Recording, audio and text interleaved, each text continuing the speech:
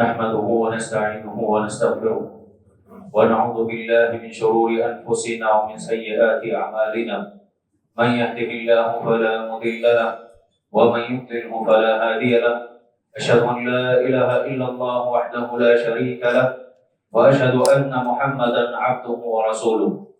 يا أيها الذين آمنوا اتقوا الله حق تقاته ولا تموتن إلا وأنتم مسلمون يا أيها الناس اتقوا ربكم الذي خلقكم من نفس واحدة وخلق منها زوجها وبث منهما رجالا كثيرا ونساء واتقوا الله الذي تساءلون به والأرحام إن الله كان عليكم رقيبا يا أيها الذين آمنوا اتقوا الله وقولوا قولا سديدا يصلح لكم أعمالكم ويغفر لكم ذنوبكم ومن يطع الله ورسوله فقد فاز فوزا عظيما أما بعد فإن خير الحديث كتاب الله وخير الهدي هدي محمد صلى الله عليه وسلم وشر الأمور محدثاتها وكل محدثة بدعة وكل بدعة ضلالة وكل ضلالة في النار. أعوذ بالله السميع العليم من الشيطان الرجيم من همزه ونفخه ونفثه. بسم الله الرحمن الرحيم. إن عدة الشهور عند الله 12 شهرا في كتاب الله يوم خلق السماوات والأرض منها 4 حرم ذلك الدين القيم فلا تظلموا فيهن أنفسكم. ہر قسم کی تعریف و توصیف، حمد و ثنا، بڑائی، کبریائی، عزت و جلال اللہ وحدہ لا شریک کے لیے لائق اور زیبا، جو ہمارا خالق حقیقی معبود برحق ہے، جس نے صرف اور صرف 6 دنوں میں اس عظیم کائنات کو وجود بخشا، اس میں بے شمار مخلوقات کو بسایا، تمام انسانوں کو، مجھے آپ کو اشرف المخلوقات بنایا۔ بعد وہ انگنت درود و سلام ہوں تمام انبیاء علیہ السلام پر، خصوصاً نبی آخر الزمان رحمت للعالمین سید المرسلین امام الانبیاء جناب محمد رسول اللہ صلی اللہ علیہ وسلم کی ذات گرامی پر، کہ آپ علیہ السلام نے اللہ تعالیٰ کی امانت، اس کی شریعت، کتاب و سنت کی تعلیمات کو ہم تک پہنچا دیا۔ معزز حاضرین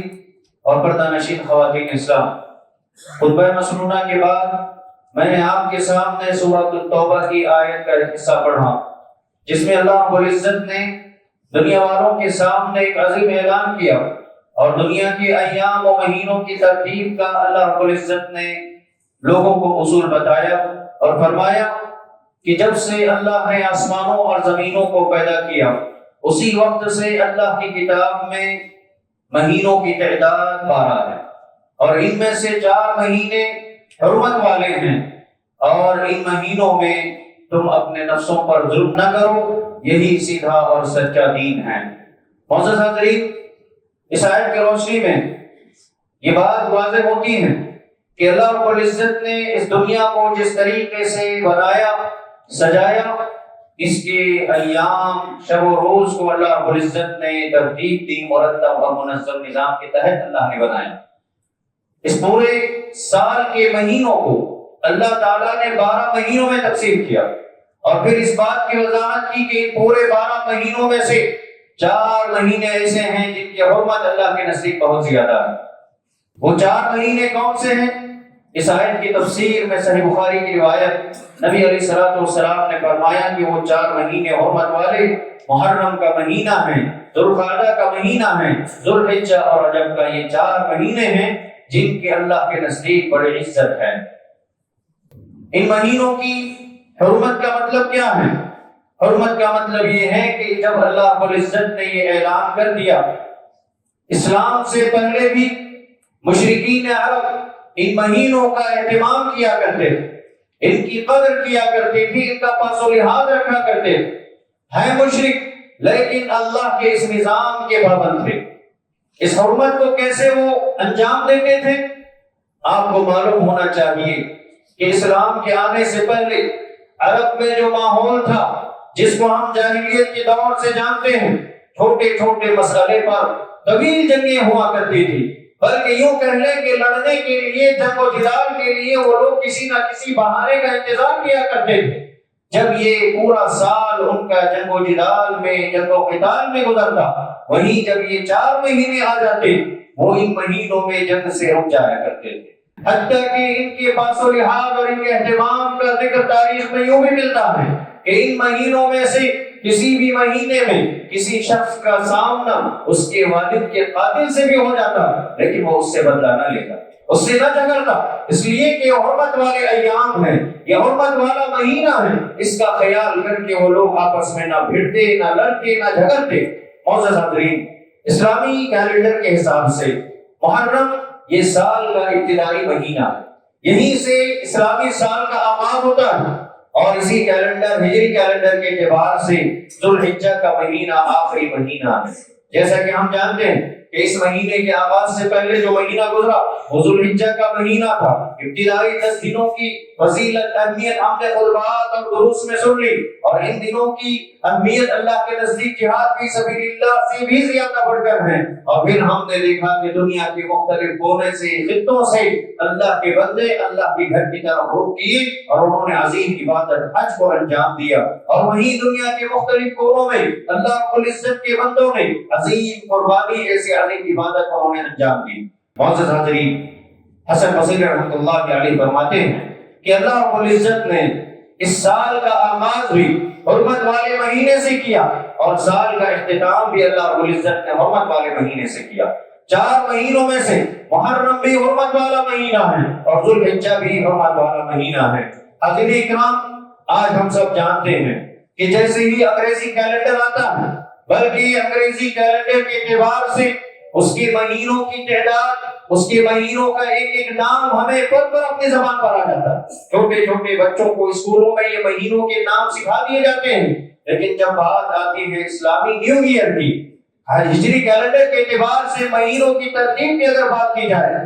چھوٹے کو چھوڑے، بڑے سے بڑے لوگوں کو بھی مہینوں کے سلسلے میں کچھ علم نہیں۔ بہت مختصر نام معلوم ہے، رمضان کیونکہ روزے رکھتے ہیں، محرم کیونکہ اس سے سال کا آغاز ہوتا ہے، اور ذو الحجہ کیونکہ حج کا مہینہ، حج کی عبادت انجام دی جاتی ہے۔ اس مناسبت سے کچھ مہینوں کے نام یاد ہیں، لیکن ترتیب کے اعتبار سے اگر بات کی جائے تو ہم اسلامی کیلنڈر کے سلسلے میں بہت ناواقف ہیں۔ معزز حاضرین، ہجری کیلنڈر یعنی ہمارے اسلامی سال کا آغاز اسی مہینے سے ہوتا ہے جس سے میں اور آپ گزر رہے ہیں، اور آج اس مہینے کی 10 تاریخ، آج اس مہینے کی 10 تاریخ ہے۔ ہجری کیلنڈر اپنے میں ایک بڑی داستان رکھتا ہے۔ معزز حاضرین، اس میں وراثت عمر رضی اللہ عنہ کا اندازہ لگتا ہے۔ اللہ کے نبی علیہ السلام کے زمانے میں، آپ کے عہد میں کوئی کیلنڈر نہیں تھا۔ اللہ کے نبی کی وفات ہو گئی، خلافت ابوبکر گزر گئی، اور جب خلافت عمر قائم ہوئی اس وقت میں یہ تاریخ اور خطوط جب لکھے جاتے تھے تو تاریخ کی ضرورت محسوس ہوئی۔ اس وقت میں صحابہ نے بیٹھ کر کے ایک میٹنگ کی کہ کیسے ہم تاریخ کو مرتب کریں، منظم کریں۔ اس وقت میں آپ دیکھیں کئی باتیں آئیں جس میں اللہ کے نبی علیہ السلام کی پیدائش کو بنیاد بنانے کی بات آئی، آپ علیہ السلام کی نبوت کو بنیاد بنانے کی بات آئی، یہاں تک کہ آپ علیہ السلام کی وفات کو بھی بنیاد بنانے کی بات آئی۔ لیکن دیکھیں عمر رضی اللہ عنہ کی فراست، آپ کی مشیت، آپ کی حکمت کو غور کریں کہ عمر رضی اللہ عنہ نے کہا کہ اسلامی کیلنڈر کا، ہجری کیلنڈر کا آغاز ہجرت سے ہونا چاہیے، ہجرت کے مہینے سے ہونا چاہیے۔ اور آپ کو معلوم ہے کہ یہ ہجرت اتنی عظیم عبادت اللہ کے نزدیک ہے کہ اس سے پہلے جو گناہ انسان سے سرزد ہو گئے ہوں گے وہ تمام گناہ کو اللہ تعالیٰ معاف کر دیتے ہیں۔ نبی علیہ السلام نے، ابو بکر نے ہجرت کی، دیگر بہت سارے صحابہ نے ہجرت کی۔ معزز حاضرین، جب ہم بات کرتے ہیں ہجرت کی، یہ کوئی ایک واقعہ نہیں ہے، اس میں قربانیوں کی داستانیں چھپی ہوئی ہیں، قربانیوں کی داستانیں چھپی ہوئی ہیں۔ ہجرت کا جب اللہ رب العزت کی طرف سے حکم ہوا، نبی علیہ السلام نے ہجرت کی، صحابہ نے بھی جب اللہ کے نبی کے حکم کی تعمیل میں مکہ سے مدینہ کی طرف ہجرت کرنے کا ارادہ کر کے نکلنے ہی والے تھے، آپ جانتے ہیں کئی واقعات ہیں، ان کی جائیدادیں لوٹ لی گئی۔ سہیل رومی رضی اللہ عنہ کون نہیں جانتا، جب یہ ہجرت کے لیے مکہ سے نکل رہے تھے، اہل مکہ وہاں حاضر ہوئے، انہوں نے کہا کہ سہیل، یہ جو دولت اور مال لے کر کے تم جا رہے ہو، یہ دولت، یہ پیسہ، یہ روپیہ تم نے اس سرزمین میں کمایا ہے، یہ مکہ کی دولت ہے، یہ مکہ کا مال ہے، تم اس کو اپنے ساتھ نہیں لے جا سکتے۔ سہیل رومی رضی اللہ عنہ کی اس ادا پر قربان جائیے۔ انہوں نے کیا فرمایا؟ کہا کہ اگر ہجرت کی اجازت اس مال کی قربانی کے سبب مل سکتی ہے تو پھر یہ مال تمہیں مبارک، یہ ماہ تمہیں مبارک ہے، میں تو اللہ کے حکم کے تحت نبی کی پیروی کرتے ہوئے اس مکہ کو چھوڑ کر کے مدینہ کی طرف رخ کر رہا ہوں۔ پورا مال انہوں نے وہیں چھوڑ دیا، اور جب مدینہ پہنچنے والے تھے وہاں اللہ رب العزت نے اللہ کے نبی علیہ السلام پر قرآن کریم کی آیت کے ذریعے سے اس عظیم واقعے کو بیان کیا اور فرمایا وَمَن يَشْرِ نَفْسَهُ ابْتِغَاءَ مَرْضَاتِ اللَّهِ، کہ اللہ کے بندوں میں سے لوگوں میں سے کچھ لوگ ایسے بھی ہیں جو اللہ کی خاطر اپنے جان کا بھی سودا کرنے کے لیے تیار ہو جاتے ہیں۔ جہاں اللہ کا حکم آ جاتا ہے مال و دولت و نور، اپنی جان کو بھی قربان کرنے کے لیے صحابہ تیار ہو جاتے ہیں۔ یہ دراصل صہیب رومی کی فضیلت میں اللہ رب العزت نے آیت نازل کی، اور جب صہیب رومی اللہ کے نبی علیہ السلام کے پاس پہنچے، آپ صلی اللہ علیہ وسلم نے یہ بات کہہ کے ان کا استقبال کیا، ربح صہیب ربح صہیب، اے صہیب تم نے جو سودا کیا وہ معمولی سودا نہیں، وہ غیر معمولی سودا ہے۔ تم نے ایمان و عقیدے کی حفاظت کے خاطر مال و دولت کو ٹکرا دیا۔ کسی کا مال چلا جائے پھر ہو سکتا ہے کہ زندگی میں وہ پھر کما لے، لیکن ایک دفعہ جب عقیدہ چلا جائے، ایمان گھٹے اور نقصان کی طرف چلا جائے تو پھر انسان کی ہدایت پر آنے کی امیدیں بڑی کم نظر آتی ہیں۔ پھر اسی طریقے سے ہجرت کے موقع کا ایک اور عظیم واقعہ حضرت ابو سلمہ رضی اللہ عنہ کا واقعہ ہے کہ جب انہوں نے اللہ کے نبی کے حکم پر ہجرت کا ارادہ کیا، قصد کیا، نکلنے ہی والے تھے، اہل مکہ پھر سے ان کے راستے میں رکاوٹ بن کر کے آئے۔ انہوں نے کہا کہ اے ابو سلمہ جانا ہو تو تم اکیلے اور تنہا جا سکتے ہو، لیکن جو تمہاری زوجیت میں لڑکی ہے وہ اسی شہر کی لڑکی ہے، اس شہر کی اس بستی کی بچی ہے، اور اس کی گود میں پلنے والی اولاد بھی اسی شہر کی ہے، تم اسے لے کر کے نہیں جا سکتے۔ اللہ اکبر۔ ایک صحابی کو مال و دولت میں آزمایا گیا اور ایک صحابی کو ان کی بیوی بچوں کے سلسلے میں آزمایا گیا، کیونکہ یہ رب کا فرمان تھا۔ اس کی تعمیل میں صحابہ کرام نے تھوڑا بھی تأمل نہیں کیا، تھوڑا بھی تاخیر نہیں کی، بلکہ اپنی بیوی بچوں کو چھوڑ کر کے ابو سلمہ رضی اللہ عنہ مدینے کی طرف نکل پڑے۔ اور پھر آپ جانتے ہیں کہ ایک بڑا عرصہ ایسا گزرا کہ کئی دن ام سلمہ رضی اللہ عنہ ابو سلمہ کی یاد میں آتی اور مکہ کی ایک وادی میں بیٹھتی اور غار و قطار روتی، بہت زیادہ روتی۔ پھر بعد میں جا کر کی بات الگ ہے کہ اہل مکہ کو ان کی حالت پر ترس آیا تو پھر بڑے سرداروں نے بات کر کے ان کو بھی جانے کی اجازت دے دی۔ لیکن جب قربانی کی بات آئی تھی، اللہ کی محبت سے بڑھ کر کی کوئی محبت صحابہ کی نظر میں نہیں تھی۔ انہوں نے اپنے ماں کو قربان کیا، اپنی بیوی بچوں کو قربان کیا۔ جیسا کہ میں نے کہا کہ ہجرت صرف ایک واقعہ نہیں ہے، یہ کئی واقعات کی داستانیں ہیں، یہ قربانیوں کی غیر معمولی داستانیں ہیں۔ اس واقعے کو پڑھنے اور ان کو سمجھنے اور اپنی زندگی میں ان سے سبق حاصل کرنے کی ضرورت ہے۔ یہی وراثت عمر تھی، یہی وراثت عمر تھی کہ عمر رضی اللہ عنہ نے حفاظت اسلام اور حفاظت دین کی خاطر صحابہ کرام نے اور اللہ کے نبی علیہ السلام نے خود جو قربانیاں دی، دنیا کو یاد رہے، دنیا کو یاد رہے، اسی مقصد کی خاطر انہوں نے ہجرت کو بنیاد بنا کر کے ہجری کیلنڈر کا آغاز کیا۔ اور ہم جب اپنے کیلنڈر کی بات کرتے ہیں تو اسلامی ہجری کیلنڈر کہتے ہیں، تو لہذا ہمیں بھی یہ واقعہ بار بار یاد آنا چاہیے۔ جب ہمارے سال کا آغاز ہوتا ہے، ہمارے سال کی ابتدا ہوتی ہے، ہمیں یہ واقعات یاد آنے چاہیے کہ اگر رب کا فرمان آ جائے تو اللہ کے سامنے ہم اپنے جان و مال کو قربان کرنے کے لیے تیار ہو جائیں۔ عید الفطر قربان کا یہی پیغام تھا کہ جانور اللہ کے راستے میں قربان ہو کر کے ہمیں یہ پیغام دے جاتا ہے کہ انسانوں، ہم جیسے اللہ کے راستے میں قربان ہوتے ہیں ایسے ہی ضرورت پڑنے پر تمہیں اللہ کے راستے میں قربانیاں دینے کی ضرورت ہے۔ اور یہ مہینہ بھی ہمیں یہی سکھاتا ہے۔ اس مہینے کا ایک عظیم پیغام یہ بھی ہے کہ اے انسانوں، اے مسلمانوں، تمہارے اسلاف نے ہجرت جو کی تھی، ہجرت کی جو قسمیں اہل علم نے کی ہیں، دو عظیم اور بنیادی قسمیں۔ پہلی قسم ہے ظاہری ہجرت، جسے ہم حصی کہہ سکتے ہیں، کہ جس میں صحابہ کرام نے اپنے مال کو لٹایا اور خود جو ہے مکہ چھوڑ کر کے مدینہ کی طرف انہوں نے رخ کیا۔ اور پھر ایک ہے باطنی ہجرت، جس میں اہل علم نے کہا کہ انسان کفر و شرک کو چھوڑ کر کے توحید کی طرف ہجرت کرے، گناہوں اور معصیتوں کی زندگی کو چھوڑ کر توبہ و استغفار کی طرف آئے، گناہوں اور برائیوں کو چھوڑ کر کے نیکیوں کی طرف آئے، یہ باطنی ہجرت ہے۔ لہذا یہ مہینہ محرم کا یہ اپنے اندر پیغام رکھتا ہے۔ ہمیں یہ نصیحت اور درس اس مہینے سے لینا چاہیے کہ ہمیں ظاہری ہجرت کا موقع ملے نہ ملے، لیکن اللہ نے ہمارے لیے ابھی بھی موقع رکھا ہے کہ ہم باطنی ہجرت پر عمل کر سکتے ہیں، گناہوں کو چھوڑ سکتے ہیں، زندگی میں موجود اسلام کے نام پر بدعات و خرافات اور شرکی اعمال کو چھوڑ کر کے توحید کی طرف ہم آ سکتے ہیں، اللہ تعالیٰ سے توبہ استغفار کر کے یہ ہجرت ہم کر سکتے ہیں۔ اور کیونکہ نبی علیہ السلام نے بھی مہاجر کی جو تعریف کی فرمایا، المہاجر من ہاجر عما نہى اللہ عنہ، اللہ کے نبی نے فرمایا کہ حقیقی مہاجر وہی ہے جس نے ان تمام چیزوں کو چھوڑ دیا جس سے اللہ تعالیٰ نے منع کیا۔ اللہ نے جن چیزوں کو کرنے کا حکم نہیں دیا، جن سے اللہ نے منع کیا، اس سے رکنے والا مومن بندہ ہی حقیقی معنوں میں مہاجر کہلاتا ہے۔ معزز حاضرین، دیکھیں اسلام کے نام پر اس مہینے کی مناسبت سے جو اعمال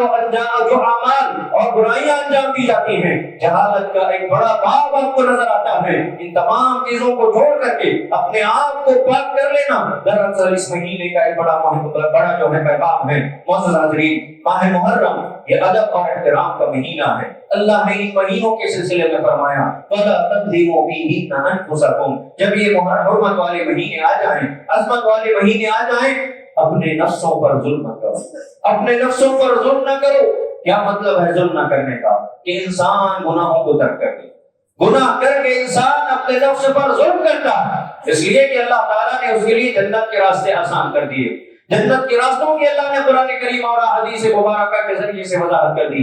اس کے باوجود انسان اپنے نفس کے غلبے میں آ کر، شیطان کے مکر و فریب میں پھنس کر کے جب گناہ کر لیتا ہے، برائی کی طرف قدم بڑھا لیتا ہے، وہ اپنے نفس پر کہیں نہ کہیں ظلم کر بیٹھتا ہے۔ اسی لیے اس مہینے میں گناہوں کی معافی کا ایک عام اعلان کیا گیا اور اس مہینے میں روزوں کو مشروع کیا گیا۔ اللہ کے نبی علیہ السلام کی حدیث ہے صحیح مسلم میں، آپ صلی اللہ علیہ وسلم نے فرمایا افضل الصیام بعد رمضان شہر اللہ المحرم، کہ رمضان کے بعد سب سے بہترین روزے اگر ہیں، افضل روزے اگر ہیں، اللہ کے مہینے محرم کے روزے، اللہ کے مہینے محرم کے روزے ہیں۔ معزز حاضرین، رمضان کے روزے آپ اس کی فضیلتوں کو ہمیشہ سنتے ہیں۔ اہل علم نے کہا اس حدیث کی شرح میں کہ اس کا یہ مطلب ہوا کہ رمضان کے روزوں کے بعد اگر کوئی مہینہ روزے رکھنے کے اعتبار سے بہت افضل ہے، وہ محرم کا مہینہ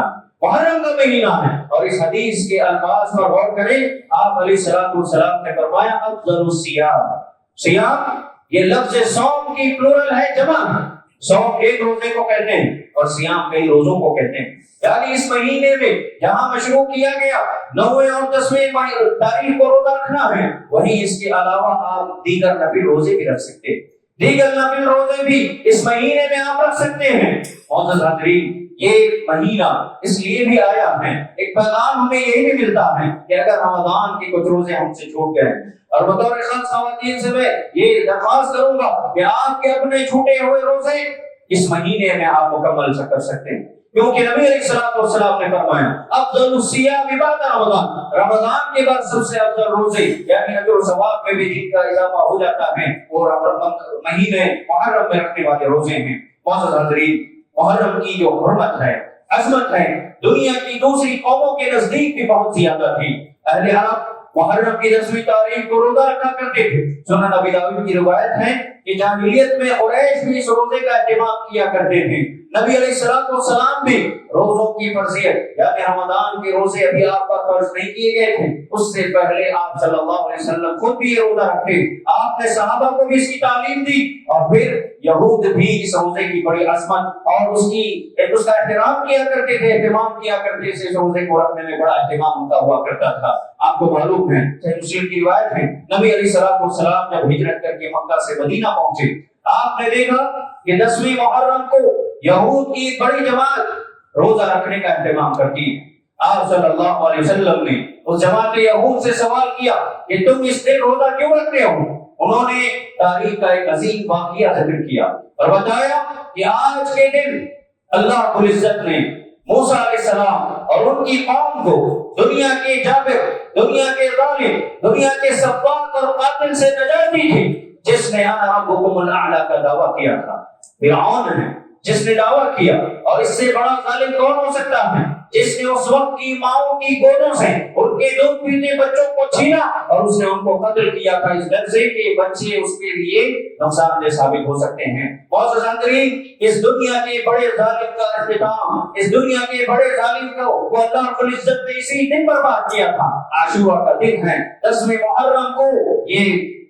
دریا میں غرق ہو کر کے اس کا خاتمہ ہو گیا تھا۔ اس واقعے سے بھی، اس واقعے کی بنیاد پر موسیٰ علیہ السلام اور آپ کی قوم نے شکرانے کے طور پر آج کے دن روزہ رکھا، اور یہ سنت چلی آ رہی تھی۔ جب آپ صلی اللہ علیہ وسلم نے بات سنی، آپ نے فرمایا فَنَحْنُ أَحَقُّ وَأَوْلَىٰ بِمُوسَىٰ مِنكُمْ، اے یہودیوں غور سے سنو کہ موسیٰ کی پیروی کرنے میں ہم تم سے زیادہ حق رکھتے ہیں کہ ہم بھی اس دن کا اہتمام کیا کریں گے۔ معزز حاضرین، صحابیات میں سے ربیع بنت معوذ رضی اللہ عنہ بیان کرتی ہیں کہ روزہ جو محرم کا 10ویں تاریخ کا روزہ ہے، اس کا اہتمام مدینے میں اس قدر کیا جاتا کہ جیسے ہی 10ویں محرم کی صبح ہو جاتی، اللہ کے نبی صلی اللہ علیہ وسلم کی طرف سے ایک نمائندہ بھیجا جاتا، انصار کے قبیلوں میں اللہ کے نبی کا ایک نمائندہ آتا اور اعلان کرتا کہ آج جس کسی نے بھی سحری کی ہو، روزے کی حالت میں صبح کی ہو، وہ اپنے روزے کو برقرار رکھے، اور جس نے روزہ کی نیت نہیں کی تھی وہ اپنے باقی وقت میں کھانے پینے سے رک جائے۔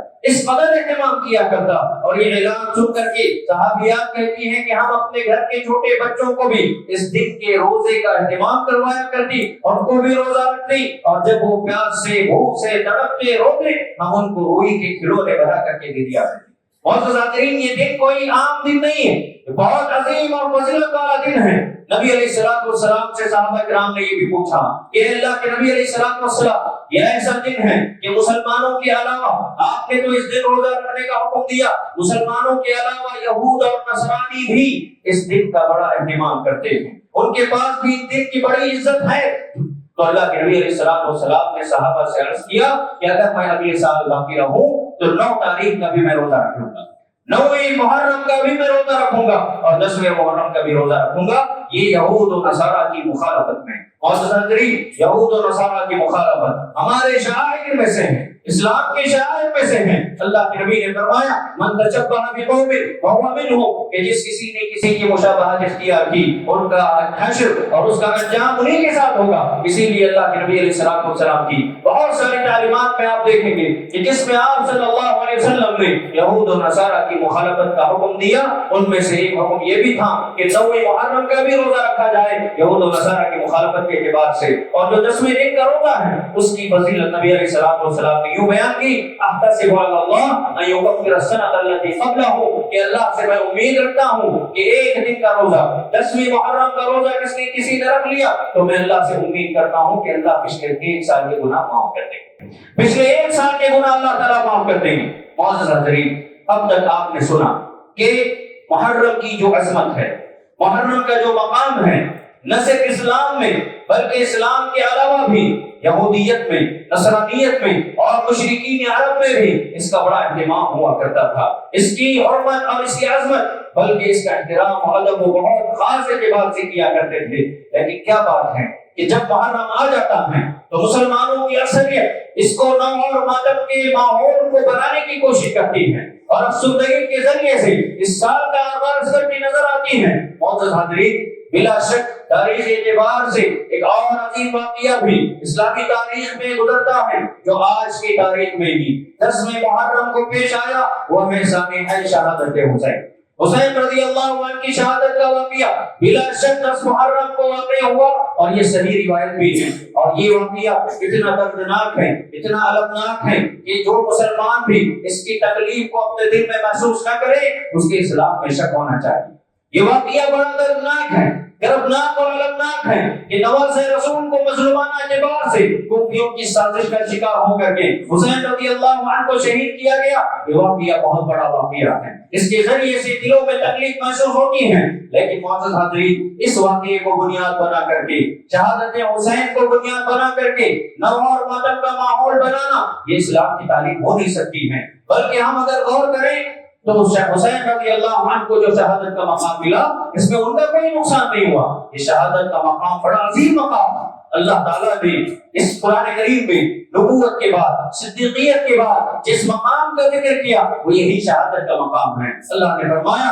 وَمَن يُطِعِ اللَّهَ وَرَسُولَهُ فَأُولَٰئِكَ مَعَ الَّذِينَ أَنْعَمَ اللَّهُ عَلَيْهِم مِّنَ النَّبِيِّينَ وَالصِّدِّيقِينَ وَالشُّهَدَاءِ وَالصَّالِحِينَ وَحَسُنَ أُولَٰئِكَ رَفِيقًا، کہ جو بھی اللہ کی اس کے رسول کی اطاعت کریں گے ان کا انجام کل قیامت کے دن اللہ ان پر انعام یہ کریں گے کہ وہ لوگ نبیوں کے ساتھ ہوں گے، صدیقین کے ساتھ ہوں گے، شہداء کے ساتھ ہوں گے، نیک لوگوں اور صالحین کے ساتھ ہوں گے۔ اور یہ کیا ہی بہترین صحبت ہے جو جنت میں ان لوگوں کو نصیب ہوگی جو اللہ اور اس کے رسول کی اطاعت کریں گے۔ تو بات بتانے کا مقصد یہ ہے کہ شہادت کا مقام نہ صرف حسین کو بلکہ حسین سے پہلے کئی بڑی عظیم شخصیات کو بھی شرف ملا۔ یہ بہت عظیم مقام ہے، اس میں شہید ہونے والے کا کوئی نقصان نہیں بلکہ اللہ کے نزدیک اس کا بڑا مقام و مرتبہ ہے۔ معزز حاضرین، اس واقعے کو بنیاد بنا کر جس طریقے سے بار بار یہ بات دہرائی جاتی ہے، ہم آپ دیکھیں کہ مسلمانوں کی اکثریت ابھی کل کی رات آپ نے دیکھی ہوگی کہ مسلمانوں کی اکثریت نے جس جہالت کا ڈھونگ رچا ہے، بتائیے کیا اسلام ہو سکتا ہے؟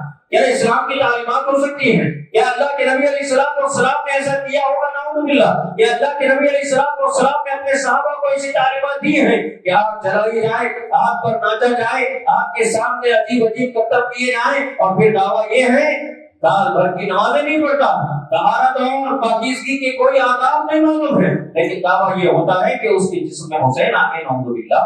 یہ روحوں کا آنا یہ خود اپنے آپ میں ایک بڑا غلط عقیدہ ہے۔ یہ روح لوٹ کر کے آتی ہے، اللہ رب العزت کا ایک قانون ہے کہ جو ایک مرتبہ دنیا میں چلا جائے، ختم ہو جائے، اس کے بعد ہو جائے، دوبارہ لوٹ کر کے نہیں آ سکتا۔ اللہ تعالیٰ کے پاس دوبارہ اٹھائے جائیں گے قبروں سے قیامت کے دن، لیکن اس دنیا میں رہتے ہوئے یہ روحیں لوٹ کر کے نہیں آ سکتی ہیں۔ معزز حاضرین، یہ اسلام کا حکم ہے اور نہ ہی حسین سے محبت کی علامت ہو سکتی ہے۔ اللہ کے نبی علیہ السلام نے جو طریقہ بتایا اسی طریقے پر حسین سے محبت ہونی چاہیے، اور حسین سے محبت اور دیگر صحابہ سے محبت یہ ایمان کی علامت ہے۔ میرے بھائیوں،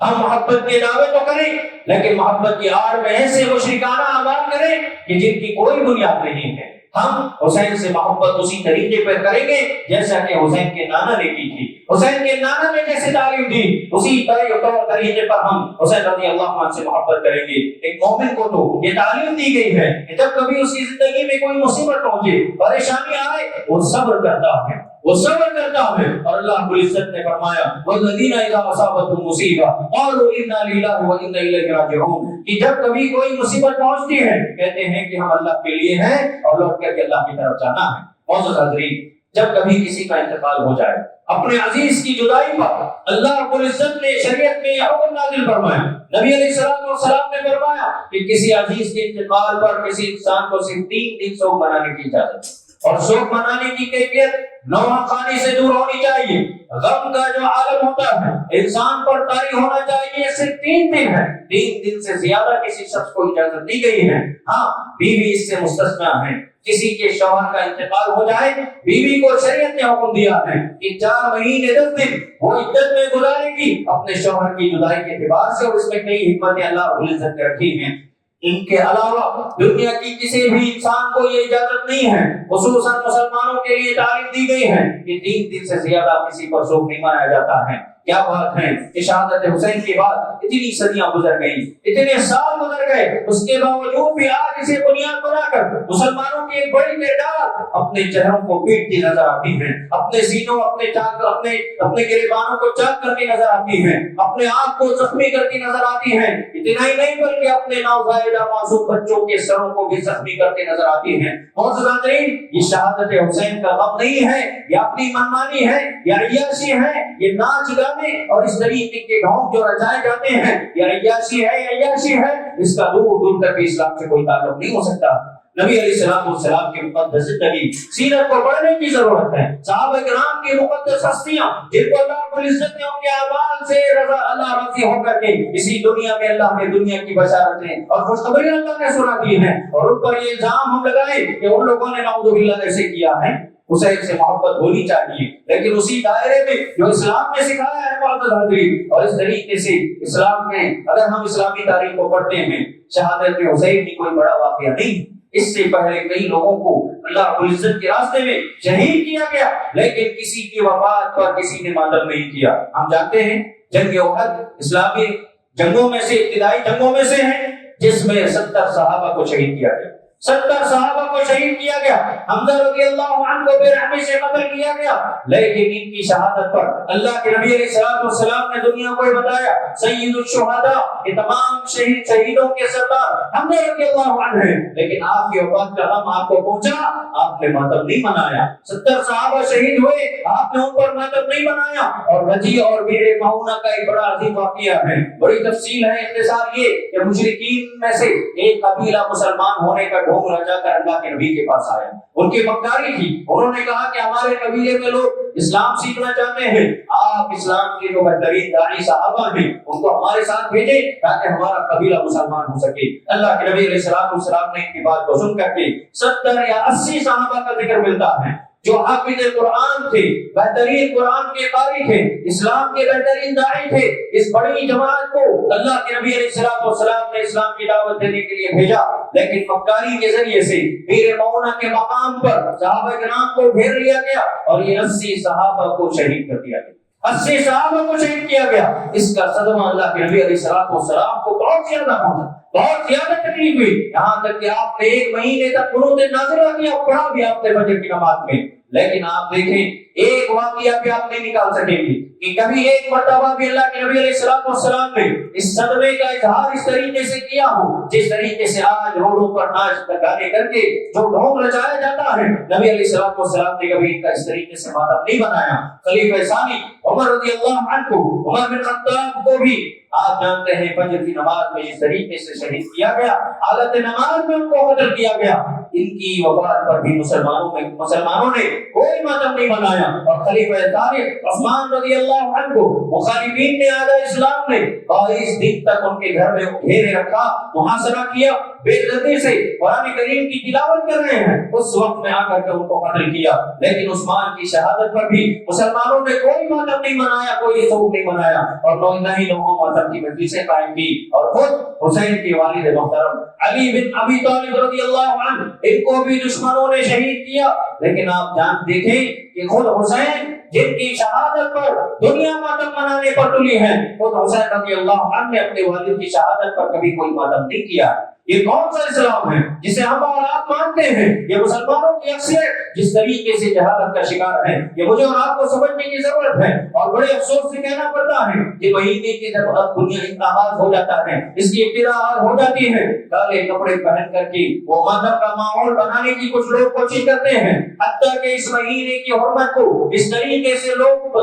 بتانے کی کوشش کرتے ہیں کہ اپنے گھروں میں اچھے پکوان بلکہ گوشت کو اپنے اوپر حرام کر لیتے ہیں، گوشت بھی کھانا ان دنوں میں اپنے آپ پر حرام کر لیتے ہیں۔ غور کرنے کا مقام ہے، اللہ کے نبی علیہ السلام نے شہد کو کسی وجہ سے اپنے اوپر جب حرام کیا تھا، نبی ہے کہنے کو، نبی علیہ السلام نے بھی جب کسی اللہ کی حلال کردہ چیز کو اپنے اوپر حرام کیا، فوراً اللہ تعالیٰ نے مکمل سورۃ التحریم کے نام سے نازل کی، اور نبی علیہ السلام کو بتایا کہ آپ کو بھی اللہ کی حلال کردہ چیزوں کو حرام کرنے کا حق نہیں پہنچتا ہے۔ یہ پھر کیا بات ہے کہ مسلمانوں کی ایک بڑی جماعت اپنے اوپر اللہ کی حلال کردہ چیزوں کو حرام کرتے ہیں، کالے کپڑے پہنتے ہیں، اور جلد سے جلوس رونے رلانے کی مجلسیں قائم کی جاتی ہیں۔ اسی شہادت حسین کے واقعے میں منفرد روایات، موضوع روایات کو بار بار پیش کر کے لوگوں کے جذبات سے کھیلا جاتا ہے، رونے رلانے کا ماحول قائم کیا جاتا ہے، اور تعزیہ کے نام پر، اللہ کے نبی کے نام پر، فاطمہ کے نام پر، علی کے نام پر، حسن حسین کے نام پر جو بچے نکالے جاتے ہیں،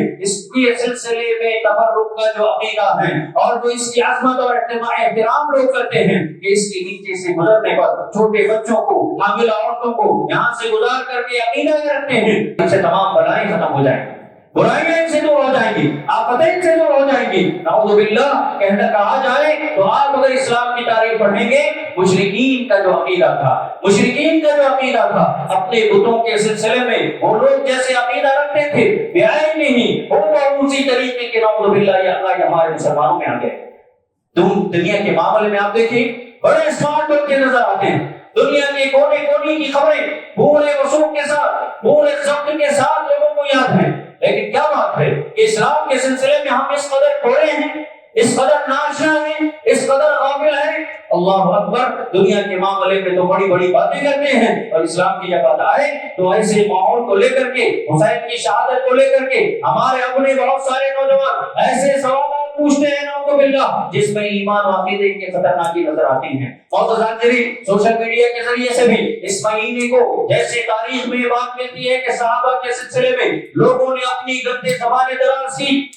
صحابہ کے سلسلے میں انہوں نے کیچڑ اٹھانے کی ناپاک کوششیں کی. صحابہ کو گالیاں دینے کا ایک موقع ان کے پاس موجود ہے. اس مہینے کی مناسبت سے صحابہ کو گالیاں دی جاتی ہیں, بالخصوص ابو بکر و عمر کو, عائشہ رضی اللہ عنہا کو, اور اسی طریقے سے معاویہ رضی اللہ عنہ کو اپنی ناپاک کوششوں کا نشانہ بنا کر کے ان کے سلسلے میں اپنی مجلسوں میں برے الفاظ برے طعن و تشنیع کی جاتی ہے. یاد رکھنا چاہیے کہ صحابہ میں سے کسی ایک صحابی کے سلسلے میں بھی بھولے انداز میں نہ صحیح اشاروں میں بھی اگر کسی نے صحابہ کے سلسلے میں بری باتوں کا انتظام کیا یا پھر اس سے کوئی ایسی حرکت سرزد ہو گئی جس میں کسی صحابی کی کسر شان لازم آ جائے تو پھر یاد رکھیے انسان کو اپنے ایمان کا جائزہ لینا چاہیے. نبی علیہ السلام نے فرمایا جو لوگ بھی صحابہ کو گالیاں دیتے ہیں وہ اللہ کی نظر میں ملعون ہیں, فرشتوں کی نظر میں ملعون ہیں, تمام انسانوں کے اوپر لعنتیں برسیں گی. نبی علیہ السلام نے فرمایا اے دنیا والوں میرے صحابہ کو گالی نہ دو, کیونکہ صحابہ نے اسلام کے ابتدائی ایام میں اللہ کے راستے میں اپنی ایک مٹھی جو لا کر کے اللہ کے راستے میں انہوں نے خرچ کیا تھا. آج تم میں سے کوئی شخص اگر وہ پہاڑ کے برابر سونا بھی لا کر کے خرچ کرے تو میرے صحابہ کی اس آدھی مٹھی کو بھی نہیں پہنچ سکتا. یہ صحابہ کا مقام ہے میرے بھائیو. یہ کیا بات ہے کہ ہم کس اسلام کو مانتے ہیں؟ یہ تاریخی شواہد بگڑی ہوئی یہ روایات اور موضوع منگڑ روایات پر ہمیں اتنا یقین ہے کہ اس کے بالمقابل اللہ کے نبی علیہ السلام اور صحابہ کرام کی صحیح باتوں پر ہمیں ایمان نہیں آتا. صحابہ کے سلسلے میں ہمارے عقیدے خراب ہو چکے ہیں جس کی وجہ سے ہمارے دل سخت ہو چکے ہیں. صحابہ کو گالی دینا اپنے ایمان دائر اسلام سے خارج ہونے جیسا ہے. معزز حاضرین, یہ جو ماحول ماتم کا بنایا جاتا ہے اللہ کے نبی علیہ السلام نے تو بتایا یہ جاہلیت کا عمل ہے. لیس منا من ضرب الخدود وشق الجيوب ودعا بدعوى الجاهليه. یہ اسلام کا طور طریقہ ہو ہی نہیں سکتا ہے کہ کوئی اپنے گالوں کو مارے, رخسانوں کو مارے یا اپنے گریبانوں کو چاک کرے یا جاہلیت اور مشرکانہ دعوے نعرے لگائے. یہ اسلام کا طریقہ ہو نہیں سکتا ہے. معزز حاضرین, اس کے علاوہ بھی اہل علم نے ایک بات یہ لکھی, تبصرہ یہ کیا کہ آج جو ہم دیکھتے ہیں کہ جس طریقے سے لوگ اپنی پیٹوں کو کوڑے لے کر کے مارتے ہیں, کہیں نہ کہیں یہ صحابہ کی شان میں گستاخی کرنے کی سزا اللہ نے دنیا میں دے دی. مومنین کے سلسلے میں اللہ کے جو پاک بندے ہیں ان پر کوئی الزام لگاتا ہے, اللہ تعالیٰ نے 80 کوڑے مارنے کا حکم دیا اگر اس نے گواہی نہ پیش کی ہو. تو صحابہ کے سلسلے میں بھی جن لوگوں نے شک و شک کا سہارا لیا, اللہ کے بندوں نے, اللہ کے علماء نے یہ بات بتائی کہ اللہ تعالیٰ کی گویا یہ سزا ہے کہ خود اپنے ہاتھوں سے اپنے پیٹوں پر کوڑے مار رہے ہیں, کیونکہ انہوں نے اس جرم کا ارتکاب کیا کہ انہوں نے اللہ کے نبی کی پاکیزہ بیوی عائشہ رضی اللہ عنہا پر اعتراض کیا, ان کی شان میں گستاخی کی اور دیگر صحابہ کو اپنے گندی زبانوں کا نشانہ بنایا. اور ایک اہم بات یہ بھی بتا کر اپنی بات کو ختم کرنا چاہوں گا کہ بڑے افسوس سے کہنا پڑتا ہے کہ جب دنیا کی بہت ساری قومیں اپنے نئے سال کا آغاز بڑے پرجوش انداز میں کرتے ہیں, نئے عزم و حوصلے کے ذریعے سے کرتے ہیں, لیکن مسلمانوں کی اکثریت کو اگر دیکھا جائے نعوذ باللہ کہ نوحہ ماتم کے ذریعے سے یا رونے رلانے کے ذریعے سے اتنے سال کی ابتدا کرتے ہیں. یہ مہینہ ہمیں پیغام دیتا ہے کہ ہمیں پھر سے صحابہ کی قربانی کو یاد کر کے اپنے ایمان کو تازہ کرنے کی ضرورت ہے, اپنے عقیدے کو تازہ کرنے کی ضرورت ہے, اپنے عقیدے کو مضبوط کرنے کی ضرورت ہے. اور اگر زندگی میں کوئی بھی شرک عمل, بدعات و خرافات اگر آ گئے ہیں یا نعوذ باللہ بہت سارے غلط لوگوں کے عقائد کو سننے کے بعد اگر ہمارا عقیدہ بھی صحابہ اور اسلام کے سلسلے میں غلط ہوا ہے تو ضرورت اس بات کی ہے یہ مہینہ, یہ نیا سال یہ پیغام دیتا ہے کہ تم اپنے غلطیوں کی اصلاح کرو اور اللہ سے توبہ کرو. یہ تمہاری ہجرت ہوگی, باقی ہجرت ہوگی, اور اس کا مقام اللہ کے نزدیک یہ ہے کہ اس سے پہلے کیے گئے گناہ تمہارے معاف کیے جائیں گے اور اللہ تعالیٰ تو معاف کرنے والا ہے, بخشنے والا ہے, اس سے مغفرت کی امید رکھیں. اللہ کے علاوہ کوئی گناہوں کو معاف کرنے والا نہیں. اللہ سے دعا ہے کہ اللہ تعالیٰ تمام کو جو کوئی بھی باتیں قرآن حدیث کی روشنی میں ہم سنتے ہیں, پڑھتے ہیں, سمجھتے ہیں تو آپ کا ان پر عمل کرنے کے اللہ توفیق عنایت فرمائے. اللہ جب تک زندہ رکھے, اسلام پر, ایمان پر, عقیدہ توحید پر باقی رکھے, جب خاتمہ حسن خاتمہ نصیب کرے. انتقال کے بعد اللہ تعالیٰ تمام کو عذاب قبر سے, عذاب جہنم سے بچا کر جنت الفردوس میں داخل نصیب فرمائے. آمین. وآخر دعوانا الحمد للہ رب العالمین.